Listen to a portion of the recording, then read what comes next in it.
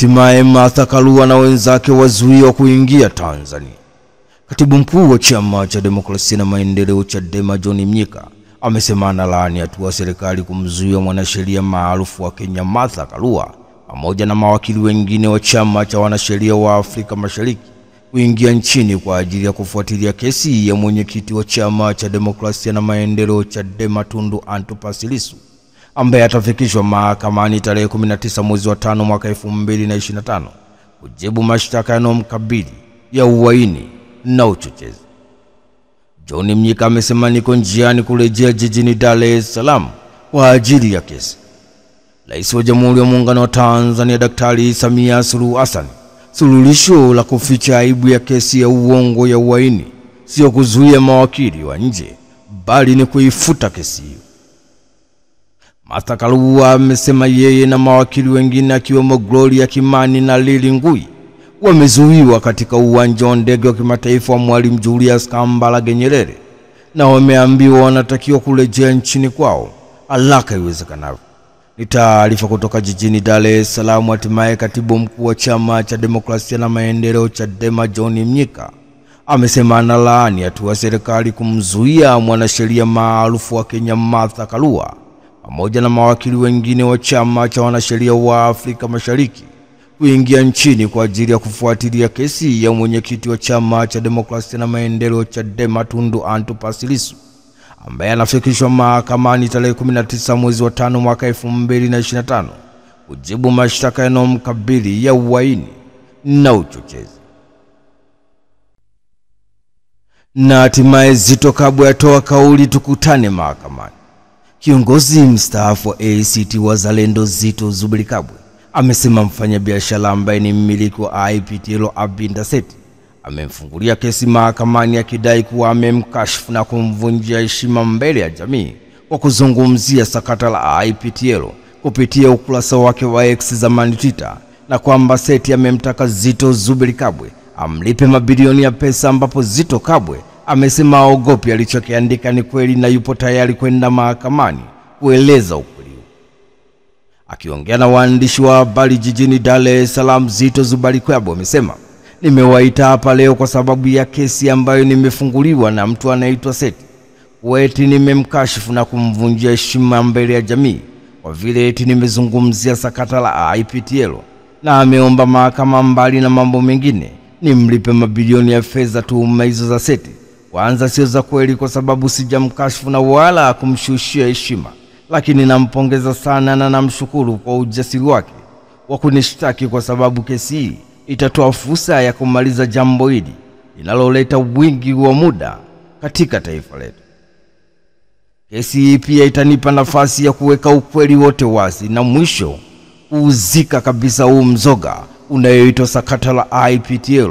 Binafsi sikatai kuandika maneno ambayo Seti anamtuhumu nayo kuwa nilichapisha kwenye akaunti yangu ya X zamani Twitter. Maneno yale yanaakisi picha halisi yenye ukweli na jambo zima hili la IPTL. Maneno hayo niliyoyaongea kwa nia njema kabisa ya kutaka kupata ufumbuzi wa jambo hili, na nilisema kwa kuwa nilibahatika kuwa mwenyekiti wa kamati ya bunge ya hesabu za serikali PAC iliyoshughulikia sakata la IPTL maarufu kama escrow. Hivyo nilitumia nafasi hiyo kuwaeleza Watanzania ukweli wa jambo hili. Maneno niliyochapisha kwenye ukurasa wangu wa X ni ya kweli kwa sababu na ufahamu ukweli wa jambo hili. Ni wajibu wangu kulinda rasilimali za taifa dhidi ya njama zozote zile za kupola rasilimali hizo kwa kisingizio cha uwekezaji. Mimi nakwenda mahakamani na nawaambia Bwana Seti tukutane mahakamani. Nitajibu madai dhidi yangu na nitatumia fursa hiyo kueleza ukweli wote kwamba niliyoyachapisha kwenye ukurasa wa X ni ya kweli, ni ukweli mtupu. Ni taarifa kutoka jijini Dar es Salaam. Hatimaye kiongozi mstaafu wa ACT Wazalendo Zitto Zuberi Kabwe amesema mfanyabiashara ambaye ni mmiliki wa IPTL Abinda Seti amemfungulia kesi mahakamani akidai kuwa amemkashifu na kumvunjia heshima mbele ya jamii kwa kuzungumzia sakata la IPTL kupitia ukurasa wake wa X zamani Twitter, na kwamba Seth amemtaka Zitto Kabwe amlipe mabilioni ya pesa, ambapo Zitto Zuberi Kabwe amesema aogopi alichokiandika ni ukweli mtupu na yeye yupo tayari kwenda mahakamani kueleza ukweli huu. Na hatimaye Boniface Jacob atoa kauli siami Chadema. Mwenyekiti wa chama cha demokrasia na maendeleo Chadema kanda ya Pwani Boniface Jacob maarufu kama Boni Yai amesema ana mpango na wala afikiri kuhama chama cha demokrasia na maendeleo Chadema, ambapo amekanusha fununu za wanaosema wametangulia kuhama alafu yeye na wengine wanafuata baadaye, huku pia akisema ameongea na mwenyekiti mstaafu Freeman Mbowe na amemhakikishia wahusiki wanaohama Chadema. Akiongea jijini Dar es Salaam, Boniface Jacob amesema baada ya uchaguzi wa chama tu hatujawahi kuwa na vikao vya pamoja, kwamba sasa tuna msimamo ili twende tofauti na chama au kujipanga dhidi ya chama. Hatujawahi kufanya hivyo. Siku zote wanaosema shetani hupita sehemu yenye nyufa, ombwe la maneno, shetani anapita katikati. Mimi nimekuja hapa maana wengine wamesema tumeambiwa wale wanatangulia nyie mtaenda mwishoni. Unampigia mtu simu anakuambia mheshimiwa, mbona tumeambiwa kabisa tunatangulia, wewe unakuja, basi nichukue fursa hii kuwaambia kwamba mimi siamini wala sina mpango huo. Sijawaza wala sifikiri kuwa chama cha demokrasia na maendeleo Chadema. Mimi ni kijana wa chama, mwaka huu natimiza miaka 20 ndani ya chama cha demokrasia na maendeleo Chadema. Haimaanishi Chadema mambo mazuri au tunafaidika. Sijawahi kupata kazi ya kuajiriwa ndani ya Chadema. Hatupo Chadema kwamba kuna hela, lakini angalau nina fadhila kwamba chama hiki imefanya nimekutana na watu.